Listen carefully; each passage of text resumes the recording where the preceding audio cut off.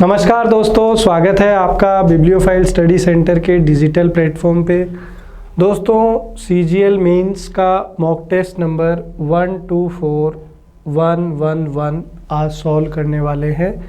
शुरू करते हैं। पहला क्वेश्चन हमारी स्क्रीन पर है। Select the most appropriate antonym of the given word. Antonym का अर्थ होता है विलोम शब्द, तो हमें इनहेरेंट का विलोम शब्द बताना है। इनहेरेंट का मतलब होता है जो चीज़ अंदर हो। दूसरे शब्दों में हम लोग बोल सकते हैं जन्मजात। तो कोई ऐसी चीज़ जो अंदर है, जन्म से है, उस चीज़ को इनहेरेंट बोलते हैं। नेचुरल का मतलब क्या होता है? नेचुरल का मतलब प्राकृतिक होता है। इंड्यूस का मतलब होता है किसी में कोई चीज़ उत्पन्न करना।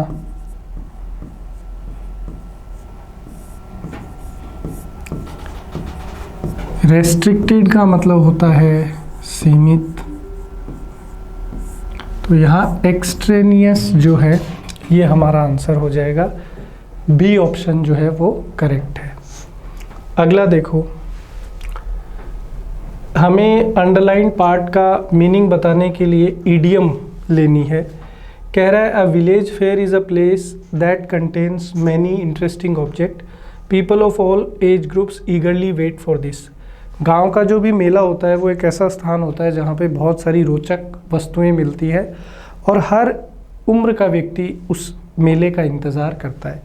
तो वो स्थान जहाँ पे इंटरेस्टिंग चीज़ें मिले उसको क्या बोलेंगे?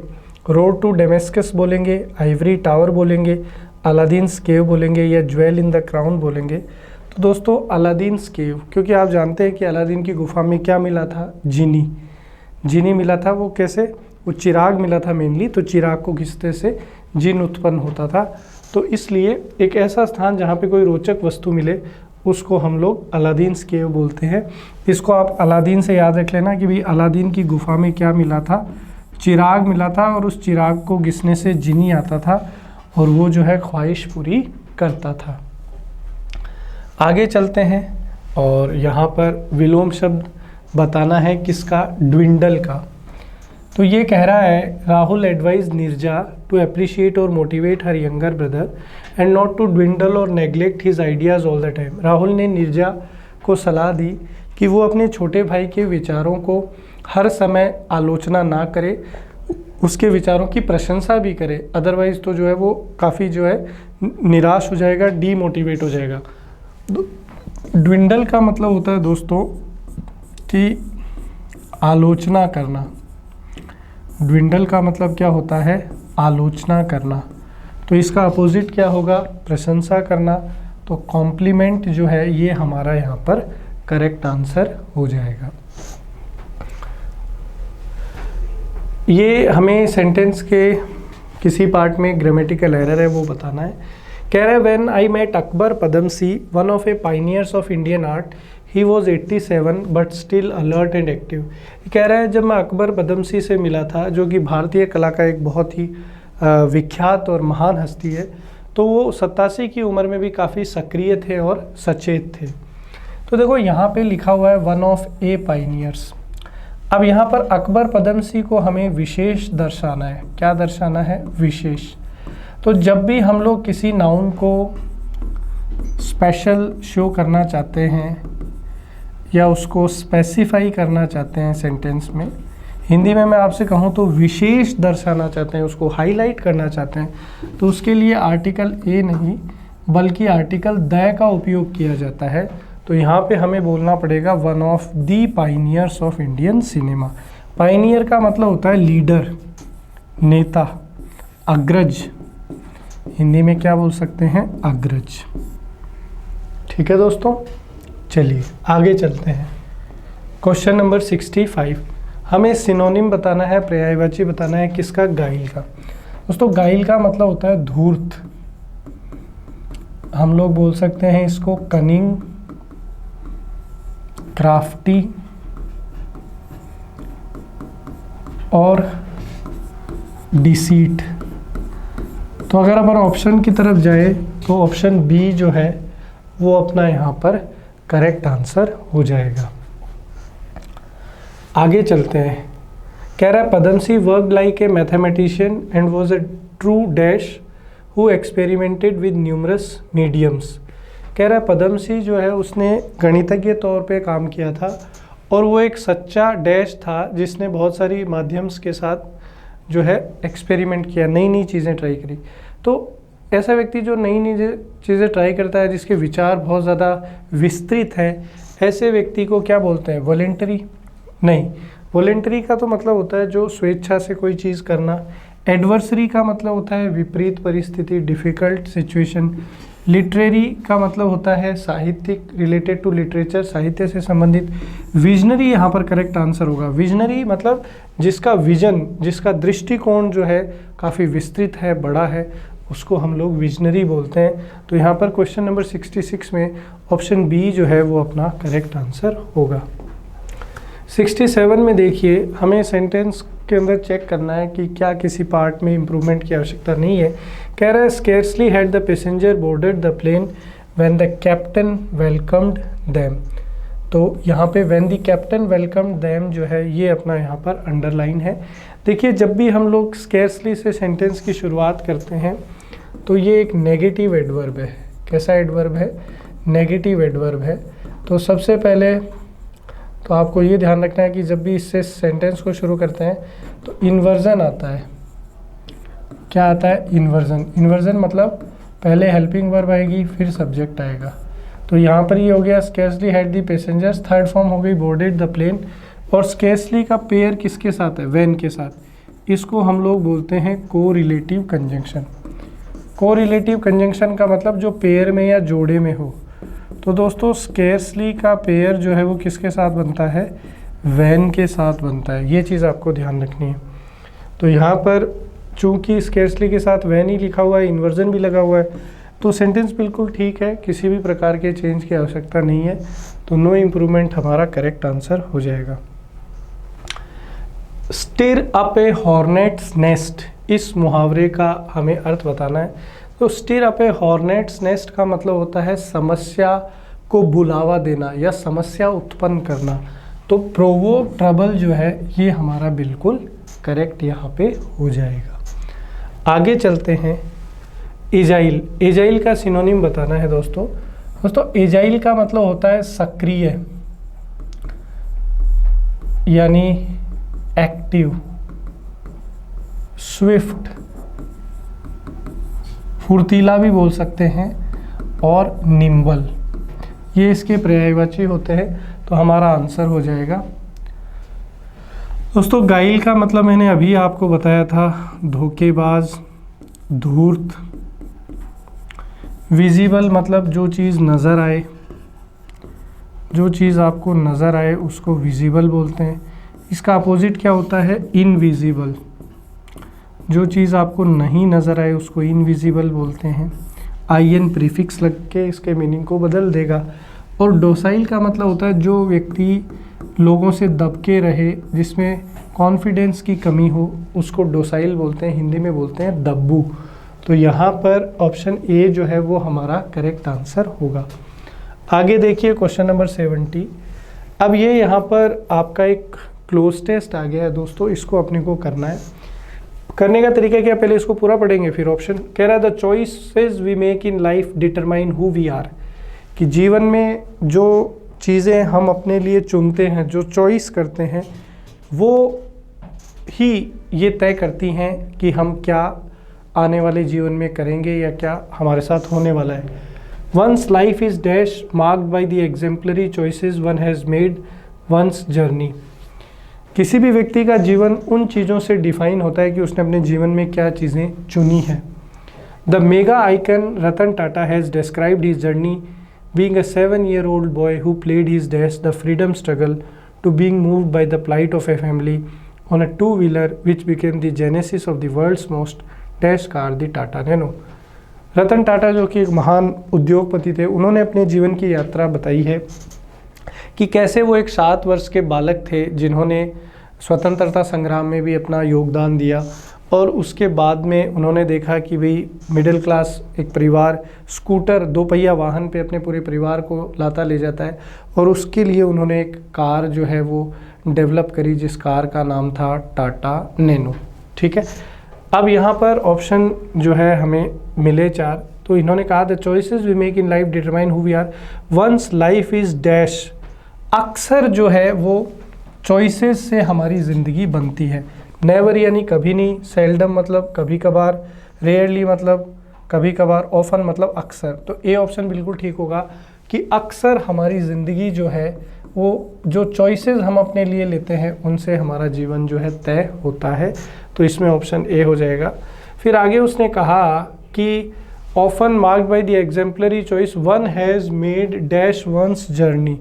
तो अलोंग दी जर्नी होगा, अलोंग वंस जर्नी, कि अपनी यात्रा के दौरान किसी व्यक्ति ने क्या क्या निर्णय लिए, क्या क्या चॉइस करा है, वो चीज़ जो है उसके जीवन को बनाती है। आगे है the mega icon Ratan Tata has described his journey from.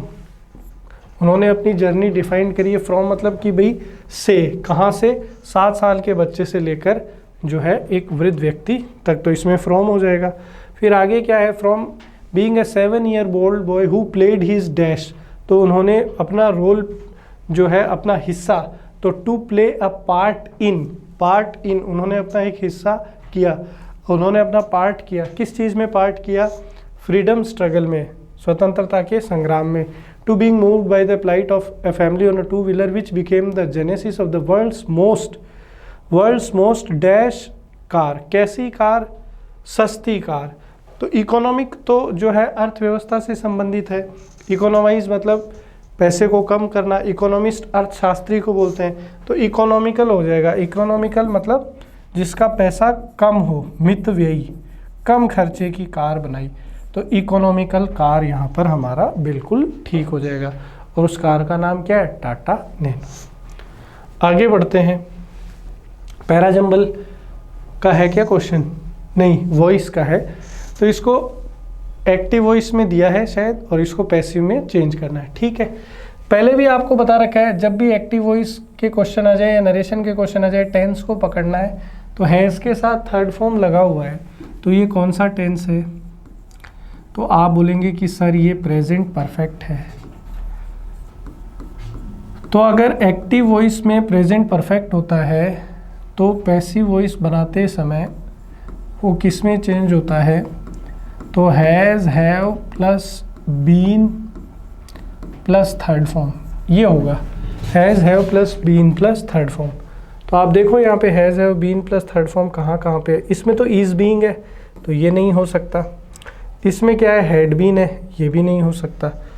इसमें क्या है? वॉज बीइंग है, तो ये भी नहीं हो सकता। तो आंसर क्या है? हैज़ बीन, ये वाला ही बनेगा। तो ऑप्शन ए जो है वो अपना करेक्ट आंसर हो जाएगा। तो इन तरीक़ों से किया करो, आप 1 सेकंड में आपका आंसर आ जाएगा। अगला देखो, कह रहा है कि सेंटेंस है नो सूनर, ये यहाँ से शुरू हो गया है। अभी देखना थोड़ा सा, ये सेंटेंस यहाँ पे है, no sooner the chief minister step in than the bomb exploded. ये कह रहा है कि जैसे ही चीफ मिनिस्टर ने कदम रखा वैसे ही बॉम्ब फूट गया। अब एक चीज़ आपको इसमें ये ध्यान रखनी है, क्या ध्यान रखनी है? देखिएगा, पहला तो ये ध्यान रखना है कि नो सूनर जो है इसका पेयर किसके साथ है? देन के साथ। पहली चीज़ तो ये चीज़ अपने लिए बहुत महत्वपूर्ण है। ये चीज़ अपने लिए इसलिए महत्वपूर्ण है क्योंकि कई बार यही क्वेश्चन एग्जाम में आता है। तो ये को रिलेटिव कंजंक्शन है, तो आपको हमेशा ध्यान रखना है कि भाई नो सूनर का जोड़ा या पेयर किसके साथ है? देन के साथ। एग्जामिनर कई बार क्या गड़बड़ कर देता है? THAN की जगह THEN लिख के दे देता है। दूसरी आपको क्या चीज़ ध्यान रखनी है? दूसरी आपको ये चीज़ ध्यान रखनी है दोस्तों कि नो सूनर जो है इसके बाद में इन्वर्जन लगता है। क्या लगता है प्यारे दोस्तों? इन्वर्जन लगता है। अब इसमें आपको ध्यान रखना है, इन्वर्जन में 2 स्ट्रक्चर आपको मिल सकते हैं। एक तो हेड के साथ थर्ड फॉर्म मिल सकता है, दूसरा डिड के साथ फर्स्ट फॉर्म मिल सकता है। ये चीज़ आपको ध्यान रखनी है। तो हैड के साथ फर्स्ट फॉर्म और डिड के साथ फर्स्ट फॉर्म, हेड के साथ थर्ड फॉर्म और डिड के साथ फर्स्ट फॉर्म, ये चीज़ ध्यान रखनी है। तो देखो नो सूनर के बाद यहाँ तो डज है, तो ये गड़बड़ हो गया, ठीक है। नो इम्प्रूवमेंट इसलिए नहीं हो सकता क्योंकि इन्वर्जन नहीं है। No sooner had the chief minister, इसमें थर्ड फॉर्म नहीं है, तो इसमें ऑप्शन ए जो है वो अपना बिल्कुल ठीक हो जाएगा। No sooner did the chief minister step in than the bomb exploded.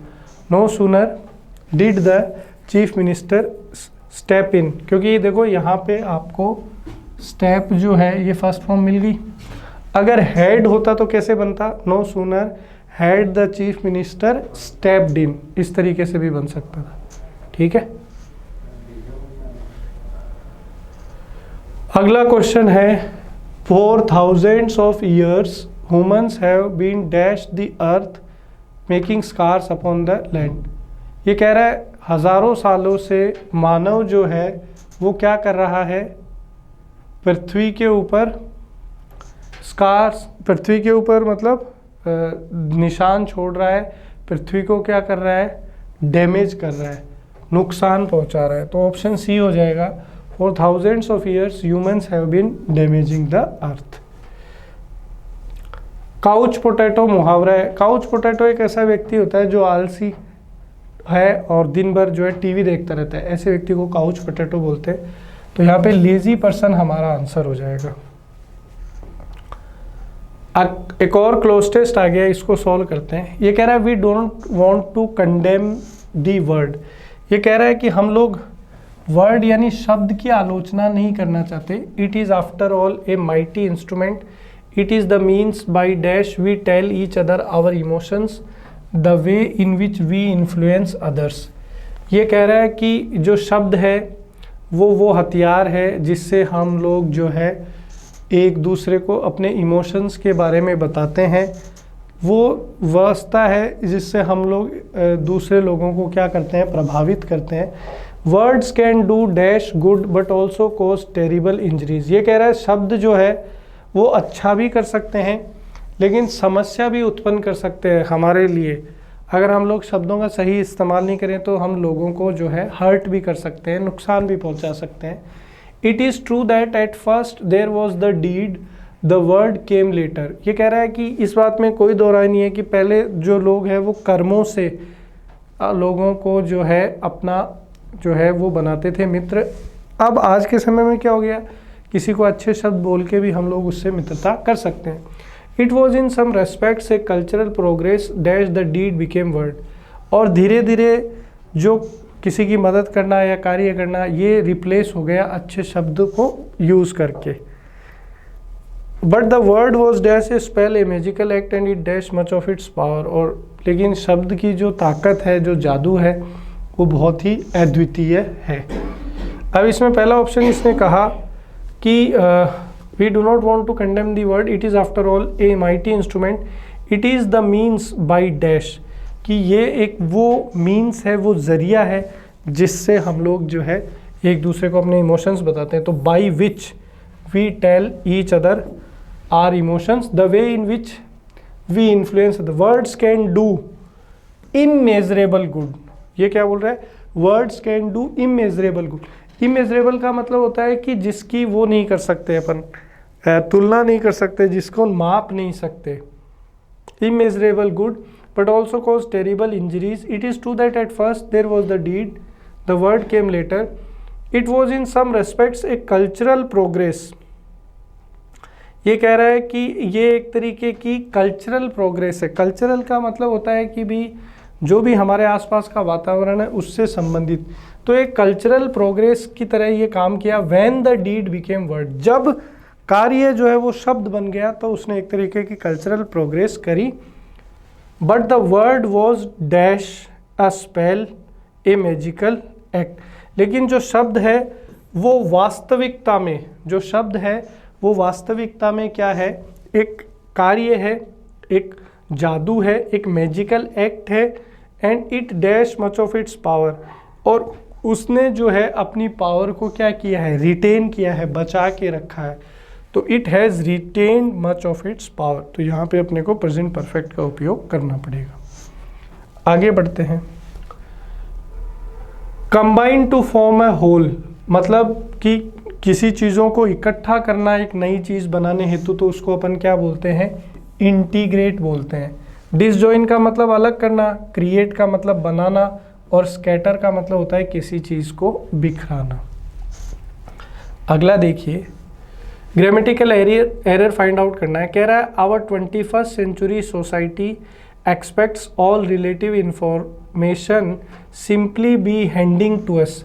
अब देखो बी के बाद में हमेशा वर्ब की थर्ड फॉर्म का हम लोग यूज़ करते हैं, तो यहाँ पर हैंडिंग नहीं आएगा, हैंडेड आएगा। तो ये बनेगा our 21st century society expects all relevant information simply be handed to us, simply be handed to us. तो ऑप्शन सी जो है ये अपना यहाँ पर करेक्ट आंसर है। 86 देखिए, कह रहा है behaviour modification techniques are often used to the training of police dogs. देखो टू के बाद में जो है वर्ब की फर्स्ट फॉर्म आती है, अगर टू के बाद वर्ब की फर्स्ट फॉर्म नहीं है तो फिर हम लोग प्रेपोजिशन चेंज करते हैं। कौन सा चेंज कर सकते हैं, फॉर। तो ये कह रहा है behaviour modification techniques are often used for the training of police dogs. क्या आ जाएगा, for the training of police dogs. तो यहाँ पर 86 में जो है ऑप्शन डी हमारा करेक्ट है। अब ये इनडायरेक्ट बताना है। कह रहा है Vishnu said I am going to the theatre this evening. तो ये आई एम गोइंग कौन सा टेंस है, तो ये है प्रेजेंट कॉन्टिन्यूअस। एम गोइंग जो है ये क्या है, प्रेजेंट कॉन्टिन्यूअस है। तो प्रेजेंट कॉन्टिन्यूअस जो है वो किस में चेंज होता है, तो आप बोलेंगे कि यार प्रेजेंट कॉन्टिन्यूअस जो है वो किस में चेंज होता है, पास्ट कॉन्टिन्यूअस में। तो एम गोइंग जो है वॉज गोइंग में। अब देखो वॉज गोइंग दो जगह है, यहाँ तो वुड है तो ये नहीं हो सकता, यहाँ एम गोइंग है। दूसरी एक चीज़ आपको ध्यान रखनी है कि दिस जो है ये इनडायरेक्ट में दैट में चेंज होता है। तो हमारा जो आंसर होगा वो कौन सा हो जाएगा, ऑप्शन ए हो जाएगा। ठीक है दोस्तों, चलिए 88 देखो, वन वर्ड बताना है, स्टील और मिस अप्रोप्रिएट मनी, पैसे का हेर फेर करना। ठीक है, पैसे का हेर फेर करना, और अपन बोल सकते हैं गबन करना। तो गबन करने को इंग्लिश में क्या बोलते हैं, इम्बेजल बोलते हैं।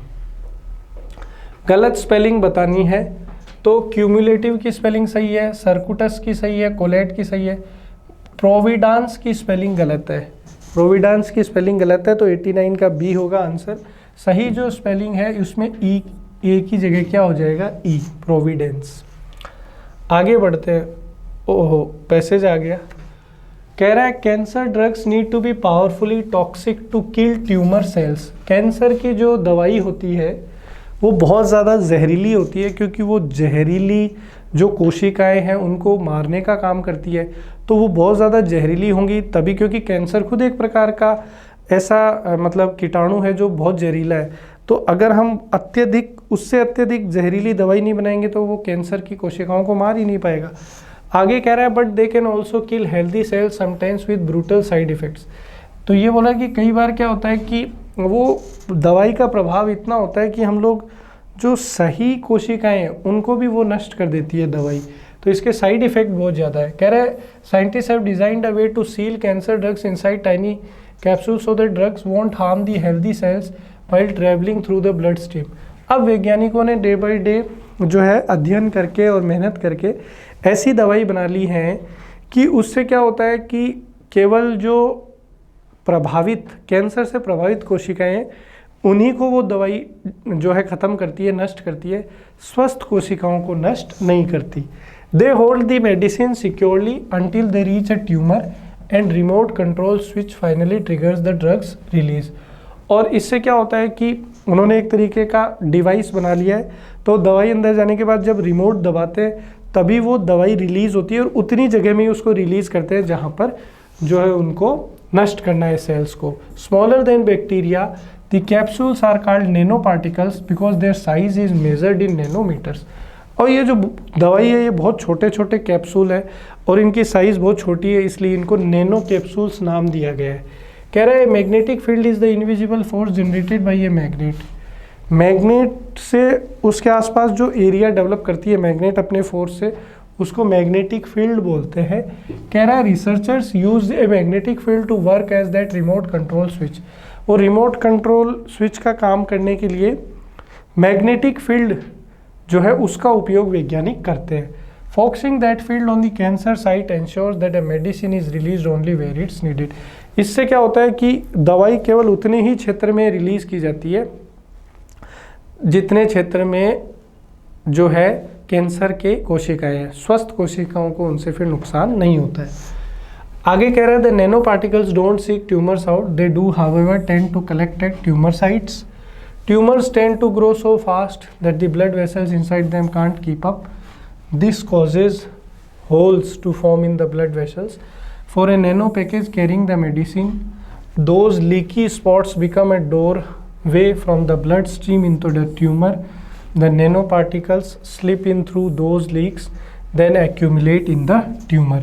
ये कह रहा है कि वो जो दवाई है वो एक तरीके से जो ब्लड वेसल्स होती है, हमारी जो नसें होती है, उनके अंदर होल करके वो जो दवाई है डाली जाती है। आगे कह रहा है nano particles also pile up in unwanted place. One such unhelpful collection point is the liver. This organ acts as a filter, snagging poisons out of the blood. It will also net some nanoparticles.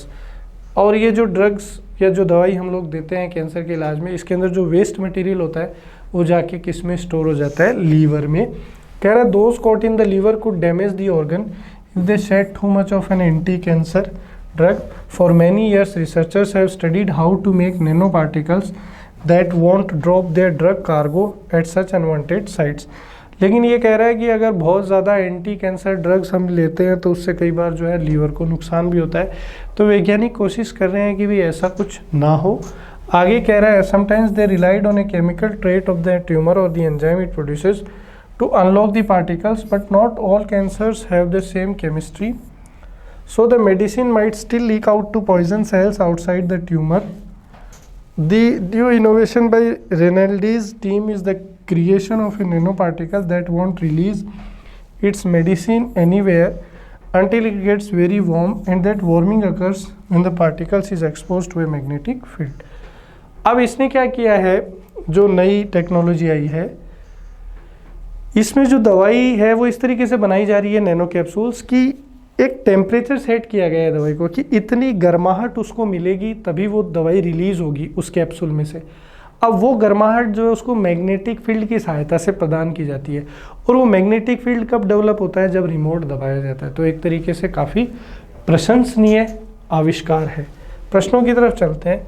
कह रहा है कि pile up का मतलब क्या होता है। दोस्तों पाइलअप का मतलब होता है किसी चीज़ का इकट्ठा होना। देखो ये लिख रखा, पाइलअप का मतलब होता है इकट्ठा होना, कलेक्ट होना। तो उसको हम लोग क्या बोल सकते हैं, तो उसको हम लोग बोल सकते हैं एक्यूमुलेट। 91 ये कह रहा है कि एक्यूमुलेट का विलोम शब्द क्या है, तो एक्यूमुलेट का मतलब होता है इकट्ठा करना। अपोजिट क्या हो जाएगा, अलग अलग कर देना। तो अलग अलग करने को क्या बोलते हैं, डिस्पर्स बोलते हैं। क्या बोलते हैं, डिस्पर्स। आगे देखो, कह रहा है कि रिमोट कंट्रोल स्विच के लिए कौन काम करता है, मैग्नेटिक फील्ड काम करता है। अभी तो उसने बताया कि वो जितनी दूर में गर्मी होगी, तो ओनली फर्स्ट इसमें हो जाएगा। आगे ये कह रहा है कि कैंसर की मेडिसिन जो है वो केवल उसी क्षेत्र में रिलीज हो जहाँ पर उसकी ज़रूरत है। ऐसा क्यों, ये किसकी आवश्यकता क्यों है, इसकी आवश्यकता इसलिए क्योंकि because they can kill the healthy cells along with the unhealthy cells. क्योंकि भाई अगर ऐसा नहीं करेंगे तो वो अगर हर कहीं पे रिलीज हो गई तो वो स्वस्थ जो सेल है उनके साथ साथ मतलब ख़राब सेल्स के साथ साथ स्वस्थ सेल्स को भी डैमेज कर देंगी, तो वो हमारे लिए नुकसान है। तो ऑप्शन ए हो जाएगा इसमें। आगे देखो, आगे पैसेज है, it is notable that power major NTPC has join hands with oil joint IOC to set up a series of electrical vehicle EV charging station in cities and along highways. देखिए अपना जो एक major तेल का company है Indian oil corporation IOC, उसने जो है एक बड़ी एनटीपीसी कंपनी के साथ टाई अप किया है। क्या करने के लिए, जो इलेक्ट्रिकल व्हीकल आ रहे हैं आजकल, इलेक्ट्रिक व्हीकल ईवी आ रहे, तो वो ऑयल अपनी जो कंपनी है इंडियन ऑयल कॉरपोरेशन, वो उस कंपनी के साथ मिलकर उन इलेक्ट्रिक व्हीकल्स के लिए चार्जिंग स्टेशंस बनाने का काम करेगी। There is much potential for India to emerge as a leader in small and public EVs given high latent demand. Bharat के अंदर इलेक्ट्रिकल व्हीकल का एक बड़ा मार्केट बनने की पूरी शक्ति है, क्योंकि यहाँ पर जो है काफ़ी ज़्यादा पब्लिक है। In benefits in reducing demand for imported crude oil can be use apart from reducing carbon emission and other air pollutants. EV के 2-3 बड़े फ़ायदे ये हैं भारत को कि एक तो भारत जो क्रूड ऑयल दूसरे देशों से निर्यात करता है, आयात करता है और उसका एक भारी कीमत देता है, वो कीमत नहीं देनी पड़ेगी क्योंकि बिजली से चलेंगे तो पेट्रोल की ज़रूरत नहीं है, डीजल की ज़रूरत नहीं है। दूसरा फ़ायदा क्या है, पोल्यूशन नहीं होगा, वातावरण जो है वो स्वच्छ रहेगा। The most effective way to bring down carbon emissions and pollution from transport is to vastly expand and improve public transport. Buses are just 2% of the vehicles on the road. That said, there is much scope to replace India's giant fleet of two-wheelers with electric bikes. अब ज़्यादातर लोग सोचते हैं public transport से इतना ज़्यादा pollution नहीं होता है, क्योंकि बसेस वगैरह है और बड़ी गाड़ियाँ तो 2% ही है। ज़्यादातर जो टू व्हीलर चलते हैं, मैक्सिमम जो जनता है भारत की उसके पास टू व्हीलर है, वो बहुत ज़्यादा पोल्यूशन करते हैं। तो उनको अगर अपन इलेक्ट्रिक व्हीकल से रिप्लेस कर देंगे तो अपने को बहुत ज़्यादा फ़ायदा मिलेगा। India has over 170 million two wheeler, बताओ 170 मिलियन से ज़्यादा टू व्हीलर्स हैं भारत में। And sales data from the last 6 years shows that 79% of on road vehicles are two wheelers. और पिछले 6 साल का जो डेटा है उसको अगर निकालें तो जो गाड़ियाँ बिकी हैं 100 में से अगर देखें तो लगभग 79 गाड़ियाँ जो है, अगर 100 गाड़ी बिकी एक महीने तो उसमें 79 टू व्हीलर है, 21 फोर व्हीलर जो है वो बिके हैं। आगे कह रहा है it would make perfect sense to boost up supply of EVs specially two wheelers, e rickshaws, tempos and small cars as to complement and supplement public transport going forward. इसलिए अगर अपन ये स्कूटर, बाइक और scooty वगैरह ये जो है e rickshaw और tempo वगैरह छोटी गाड़ियाँ, इनकी जगह इलेक्ट्रिक व्हीकल आ गए तो अपने को बहुत फ़ायदा होगा। Estimate suggest that by meeting a rising part of the incremental demand for mobility EVs can lead to macro economic benefits and sooner than later. और इलेक्ट्रिक व्हीकल आने से भारत को काफ़ी ज़्यादा फ़ायदा होगा। Assuming only about half a litre of petrol consumption per two wheeler daily और about 200 litres annually, the volumes would add up to 30 billion litres and the bill for which accurate price would amount to well rupees 2 lakh crore। इन्होंने कहा कि अगर कोई two wheeler अपन लें daily basis पर, अगर वो जो है आधा लीटर पेट्रोल भी यूज़ करता है तो साल का 200 लीटर पेट्रोल हो गया। और गाड़ियाँ जो टोटल हैं टू व्हीलर उनसे कलेक्ट अगर आप वो करें मल्टीप्लिकेशन वगैरह करें तो 2 लाख करोड़ का पेट्रोल जो है हम साल भर में इस्तेमाल कर देते हैं। तो अगर इतनी खर्चा कम हो जाएगा सरकार का, अगर इलेक्ट्रिक व्हीकल्स आ जाएंगे, लोगों का भी खर्चा कम होगा। In tandem we need power reforms to revive utility realisation and strengthen the grid. India also has an opportunity in supplying on board electric batteries, swapping services to provide charge batteries on lease, setup, diffusion of EVs. Power electronics industry ecosystem would raise production and provided high efficiency subsystems for EVs. India must not miss on EVs। ये कह रहा है भारत के अंदर बहुत ज़्यादा जो है स्कोप है, क्योंकि यहाँ पे जो है काफ़ी ज़्यादा इलेक्ट्रिसिटी प्रोड्यूस होती है, बैटरीज भी हम लोग बना सकते हैं और भारत जो है एक बहुत बड़ा मार्केट उभर के आ सकता है इलेक्ट्रिक व्हीकल्स के अंदर। और ये कह रहा है भारत को जो है इस अवसर को जो है खोना नहीं चाहिए। अब हम लोग आगे चलते हैं दोस्तों। कह रहा है कि there is much potential for India to emerge as a leader in small and public EVs given high latent demand, what can be logically detected from the given sentence। कह रहा है कि भारत ने जो है अपने आप को एक बहुत बड़ा बताया है इस EV के मार्केट में, तो कौन सी चीज़ जो है भारत के लिए सही है। Electric vehicles are less in developed countries as compare to India, तो ऐसी तो कोई बात ही नहीं है कि डेवलप्ड कंट्रीज़ में कम है। दूसरा कह रहा है India has not yet adopted electric vehicles, ये चीज़ बिल्कुल ठीक है कि भारत ने अभी भी जो है पूर्ण रूप से इलेक्ट्रिक व्हीकल्स को अडॉप्ट नहीं किया है, तो इस चीज़ के कारण भारत में काफ़ी ज़्यादा डिमांड है और स्कोप है। अगला कह रहा है कि इनमें से कौन सा सत्य है टू व्हीलर्स के संदर्भ में, तो कह रहा है भारत के पास 160 मिलियन से ज़्यादा टू व्हीलर्स है। बिल्कुल, क्योंकि उन्होंने तो 170 के करीब बताया, तो वो तो ज़्यादा ही है। 79% of on road vehicles are needed two wheeler, ये भी बिल्कुल सही है। रोड पे अगर 100 गाड़ी चल रही है तो उसमें से 79 टू व्हीलर ही है। People prefer two wheelers to tow due to ease of use, ये तो बिल्कुल गलत बात है। पैसे नहीं है इसलिए टू व्हीलर लेते हैं, नहीं तो सब जो है वो गाड़ी लेके ही घूमेंगे इंडिया में। 95 का सी हो जाएगा। अगला देखिए 96 कह रहा है पैसेज की टोन कैसी है। तो देखो पैसेज की टोन जो है वो एकदम मतलब आप बोल सकते हैं कि कहीं ना कहीं प्रशंसनीय है, क्योंकि भारत के पॉजिटिवली बात करिए तो लॉडेटरी यहाँ पर हमारा हो जाएगा। अगला कह रहा है कि पैसेज के लिए सूटेबल टाइटल क्या हो सकता है। सूटेबल टाइटल यही है कि भाई दिन प्रतिदिन हम जो है वो बढ़ाना चाहते हैं मात्रा ई बस और ई रिक्शाज की, तो gear up for E surge in buses and bikes. कह रहा है कि फ्रेज का अर्थ इन टेंडम, इन टेंडम का अर्थ क्या होता है ये अपने को बताना है। ये ऐसी कोई फ्रेज आई थी पैसेज में, तो इन टेंडम का अर्थ होता है टुगेदर, साथ साथ। एक और पैसेज यहाँ पर आ गया है, इसको पढ़ लेते हैं। कह रहा है मांझा और the glass coated string used for flying kites not only poses threat to humans, animals and birds but also trees. पतंग उड़ाने के लिए हम लोग जो यूज़ करते हैं मांझा, ये कह रहा है कि वो बहुत ज़्यादा हार्मफुल है, नुकसानदायक है। किसके लिए? जानवरों के लिए, पक्षियों के लिए, मानव के लिए, साथ ही साथ पेड़ों के लिए भी बहुत नुकसानदायक है। A study by the country's oldest botanical garden has revealed that it poses a great threat to trees. एक अध्ययन में पता चला है कि पेड़ों को भी काफ़ी ज़्यादा नुकसान पहुंचाते हैं ये धागे। But how can a snap string stuck in a tree kill the tree. लेकिन ये बोल रहा है कि कैसे एक धागा पेड़ को नुकसान पहुंचा सकता है।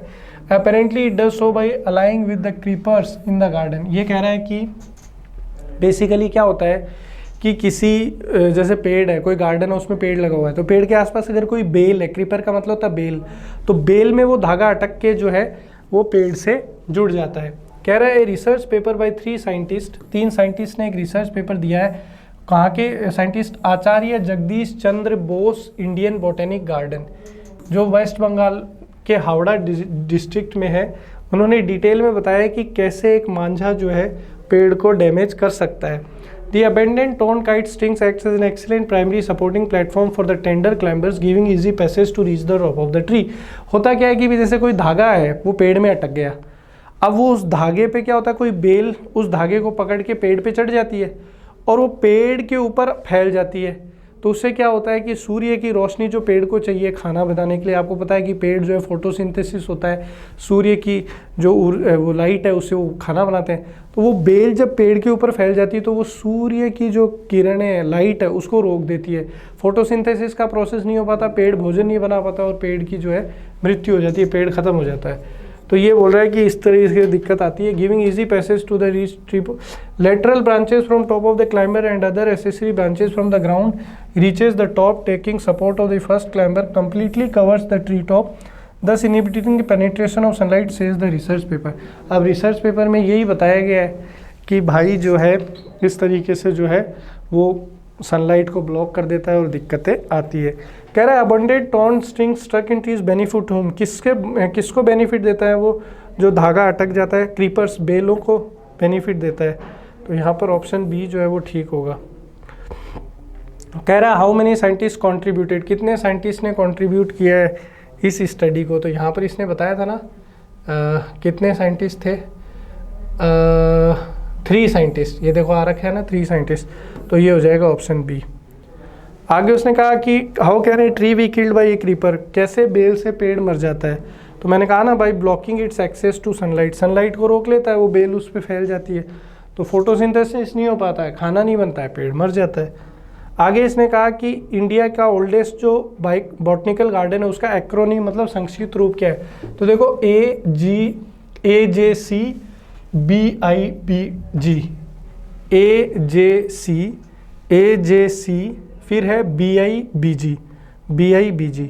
ऑप्शन ए जो है ये अपना यहाँ पर करेक्ट आंसर है। आगे कह रहा है पैराजंबल आ गया, अभी इसको बताना है। तो ये मैंने आपको पहले भी कई बार बताया, इसका ट्रिक क्या है, प्रॉपर नाउन से इसको शुरू करेंगे। तो शुरुआत कहाँ से होगी इसकी? आर से हो जाएगी कि many of them every year we see more and more cars on road. हर साल बोल रहा है कि हम बहुत सारी कार्स जो है उनको रोड पे देखते हैं। फिर शुरुआत आर से हो जाएगी कि many of them have very big engines use a lot of petrol and produce lot of pollution. और ये कह रहा है कि ज़्यादातर गाड़ियाँ जो है उसका इंजन बहुत बड़ा होता है और वो काफ़ी ज़्यादा पोल्यूशन क्रिएट करते हैं। फिर पी आ जाएगा दूसरे देश में जो है ऑयल और पेट्रोल का यूज़ हम लोग कम करने पे जोर दे रहे हैं। फिर क्यों आ जाएगा, क्योंकि उनको पता है कि एटमॉस्फेयर जो है उसमें अगर पोल्यूशन बढ़ेगा तो ग्लोबल वार्मिंग बढ़ेगी और इससे हमारे देश को काफ़ी नुकसान हो सकता है। तो ऑप्शन सी जो है ये अपना करेक्ट आंसर है। अगला एक और पैरा जंबल आ गया, तो इसका अपने को पता ही है कि भी प्रॉपर नाउन को ढूंढना है। तो कहाँ से इसकी शुरुआत करेंगे, तो प्रॉपर नाउन को ढूंढिए। तो शुरुआत यहाँ से हो जाएगी कि I was never earlier opposite to smartphones or at least I wasn't first. It all began one spring afternoon when a group of friends and I were mugged up. Author बता रहा है कि पहले मैं जो है स्मार्टफोन्स को विरोध नहीं करता था, लेकिन एक बार दोस्तों के साथ वो कहीं पे बैठा होगा और फिर जो है उसने विरोध में आ गया। Our phones and wallets, but when I handed him my Nokia, whose keypad was strapped to with an elastic band, the mugger's response categorically no mate. अब एक बार क्या हुआ कि ऑथर कहीं पे गया होगा तो वहाँ पे कोई जो है डाकू चढ़ गया बस में, चोर उचक्का। अब उसने ऑथर से कहा अभी फ़ोन जमा कराओ। अब ऑथर का जो है नोकिया 1110 था और वो भी एकदम टूटा फूटा, तो उसने वापस दे दिया, ये वाला नहीं चाहिए, कोई अच्छा फ़ोन दे। और फिर उसके बाद में वो उसके लिए काफ़ी दुखदाई रहा और ह्यूमिलिएटिंग रहा और वो उससे जो है काफ़ी नुकसान उसको हुआ और फिर उसने कीपैड वाला छोड़ के स्मार्टफोन के प्रति वो लगाव हो गया उसको। तो सी ऑप्शन यहाँ ठीक हो जाएगा। एक और आ गया पैराजम्बल, उसको भी देख लो। तो पहले जैसे मैंने आपको बता रखा है कि भाई इसके अंदर प्रॉपर नाउन को ढूंढिए, तो बी से शुरुआत होगी। It is expected that G20 finance ministers will welcome a draft mutilating convention to implement pillar first at their meeting in July. Second step the global minimum effective corporate 15% tax rate. Tax rate के ऊपर है कि tax rate को कम करने को लेकर वो जो है नई नई चीज़ें कर रहे हैं। तो इसकी शुरुआत कहाँ से होगी, शुरुआत होगी कि 2 साल पहले एक टैक्स चैलेंज आ गया था, इसलिए फिर उन्होंने जो है इस इनिशिएटिव को आगे बढ़ाया और पहला पिलर जो था वो कहाँ से शुरुआत किया, मल्टीनेशनल से शुरुआत किया। तो ऑप्शन बी जो है वो अपना यहाँ पे करेक्ट आंसर हो जाएगा। ठीक है दोस्तों, तो इसी के साथ ये पेपर अपना यहाँ पे कंप्लीट होता है और उम्मीद करता हूँ कि सारे क्वेश्चन जो हमने किए आपको अच्छे से समझ में आ गए। इसके आगे की चर्चा करेंगे अगले सेशन में। Thank you so much.